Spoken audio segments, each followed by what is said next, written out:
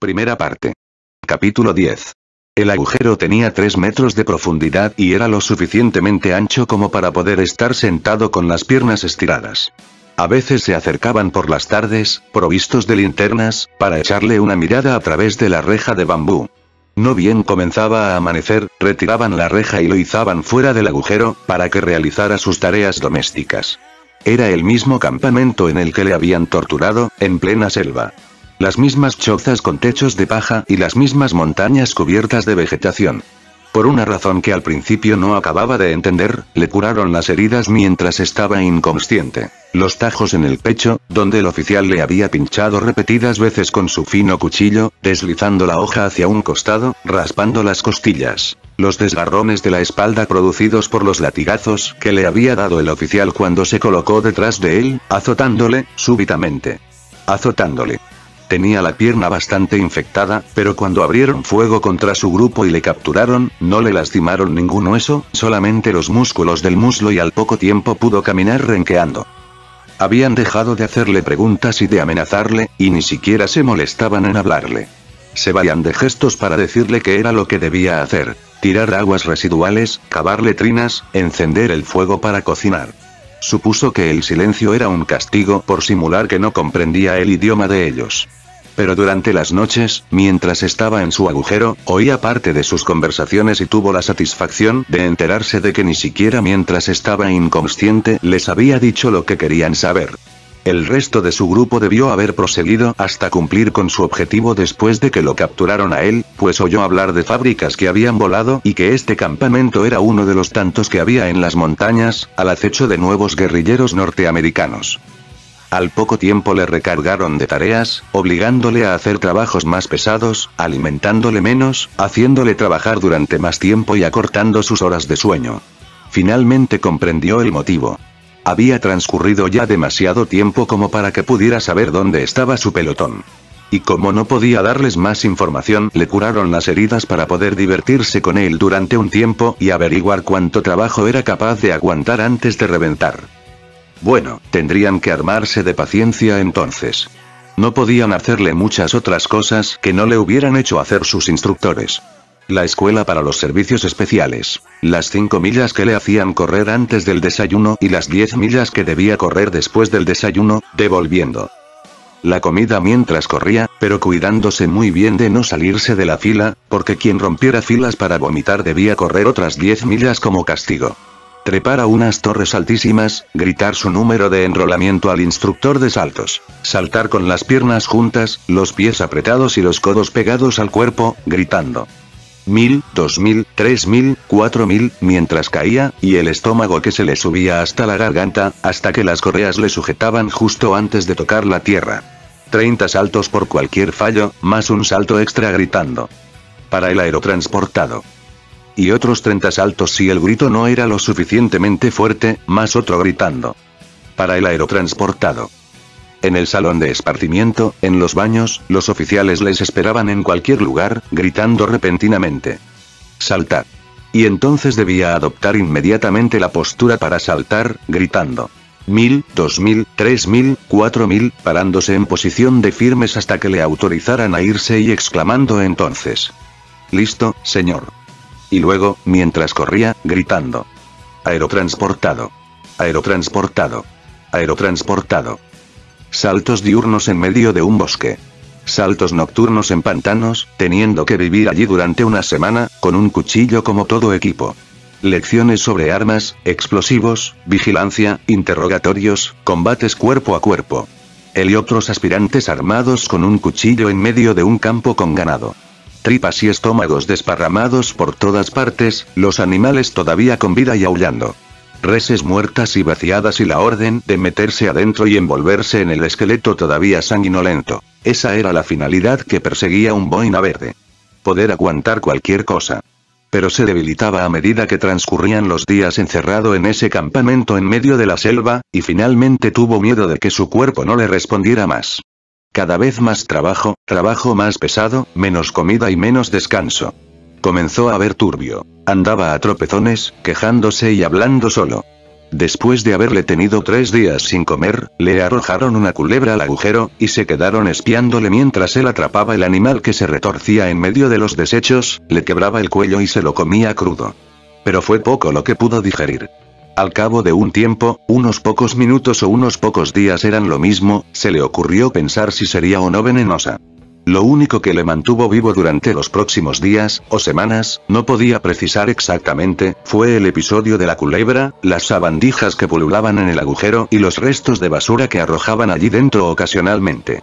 Mientras arrastraba un árbol caído hacia el campamento, le permitieron recoger unas frutas y comerlas, y al atardecer tenía diarrea. Tirado en el fondo del agujero, completamente atontado, embadurnado con sus propios excrementos, les oía comentar su estupidez. Pero no había sido una estupidez. Su mente funcionaba casi mejor en medio de su delirio que en cualquier otro momento desde que fue capturado, y la disentería había sido intencional. Había comido lo justo como para que no fuera muy fuerte, y para poder simular al día siguiente, cuando le sacaran del agujero, que sus retortijones eran más fuertes de lo que eran en realidad. Así podría sufrir un colapso mientras arrastraba los árboles secos hacia el campamento. Tal vez entonces no le obligarían a trabajar durante unos días. Tal vez el guardia le dejaría en la jungla y partiría en busca de ayuda para poder acarrearlo hasta el campamento, y cuando regresara él ya se habría escapado. Pero se dio cuenta en ese momento que su mente no estaba nada mejor. Había comido demasiada fruta y los retortijones eran más fuertes de lo que había calculado, y cuando no pudiera trabajar más, el guardia posiblemente le mataría de un tiro. Y aun suponiendo que lograra escapar, ¿cuánto tiempo duraría, hasta dónde llegaría, famélico, medio muerto y con diarrea? No recordaba si había pensado todo esto antes o después. Todo era algo confuso, súbitamente se dio cuenta de que estaba solo, internándose en la selva, cayendo dentro de un arroyo.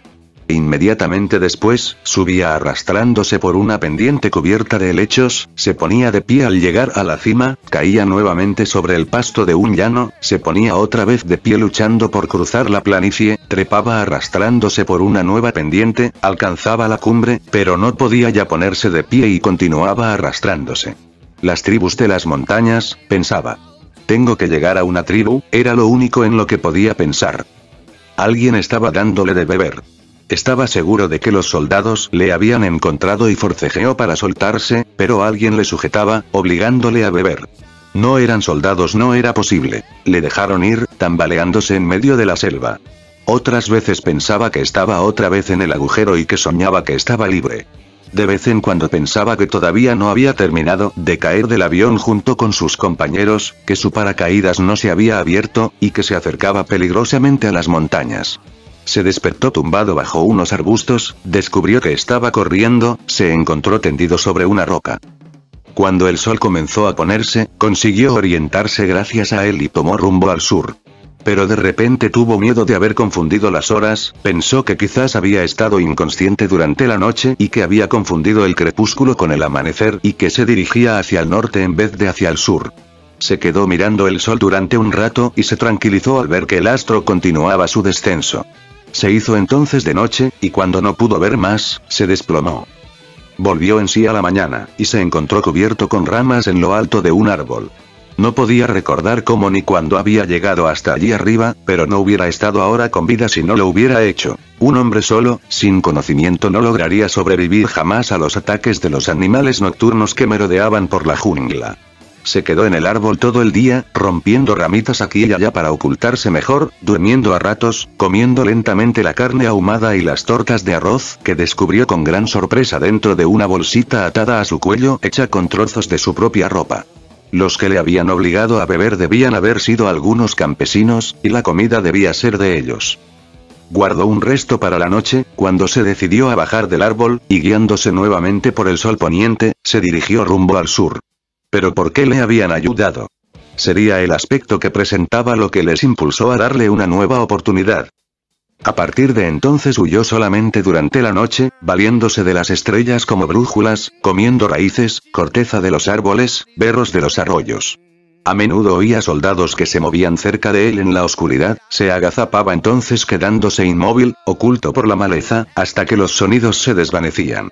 Su delirio desaparecía a menudo, pero luego reaparecía peor que antes, haciéndole imaginar que oía el ruido seco del retroceso de la corredera de un rifle automático, haciéndole rodar por la maleza, hasta que se daba cuenta de que el ruido que había oído era el de una rama seca que él mismo había pisado. Al cabo de 2 semanas comenzaron las lluvias, cayendo sin interrupción. Barro. Madera podrida. Chaparrones que caían con tal fuerza que apenas podía respirar. Siguió avanzando, golpeado por la lluvia incesante, enfurecido por el barro pegajoso, por los arbustos mojados que le dificultaban el paso.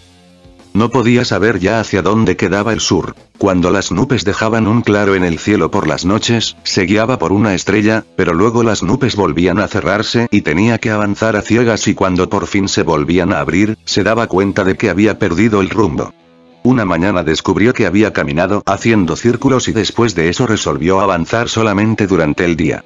Tenía que moverse más lentamente, con más precauciones, para evitar que le encontraran. Cuando las nubes oscurecían el sol, se guiaba por un punto de referencia bien alejado, la punta de una montaña o un árbol que descollaba entre los demás. Salió de la selva y se internó tambaleándose por un campo. Alguien le disparó un tiro. Se echó al suelo y se arrastró nuevamente en dirección a los árboles. Otro tiro. Gente que corría por el pasto. Le dije que se identificara, decía un hombre. Le hubiera matado de no haberme dado cuenta de que no estaba armado. Póngase de pie e identifíquese. Norteamericanos. Comenzó a reír. No podía dejar de reír. Estuvo un mes en el hospital hasta que se le pasó la histeria. Le habían dejado caer en el norte, junto con su pelotón, a principios de diciembre y le dijeron que ahora estaban a principios de mayo. No sabía cuánto tiempo había estado prisionero. No sabía cuánto tiempo había durado su huida. Pero durante ese lapso había cubierto la distancia entre el lugar donde le dejaron caer y esta base norteamericana situada en el sur, 620 kilómetros. Y lo que le había hecho reír era que debía llevar mucho tiempo en territorio norteamericano, y que algunos de los soldados de los que se escondía durante las noches al oírles moverse probablemente serían norteamericanos.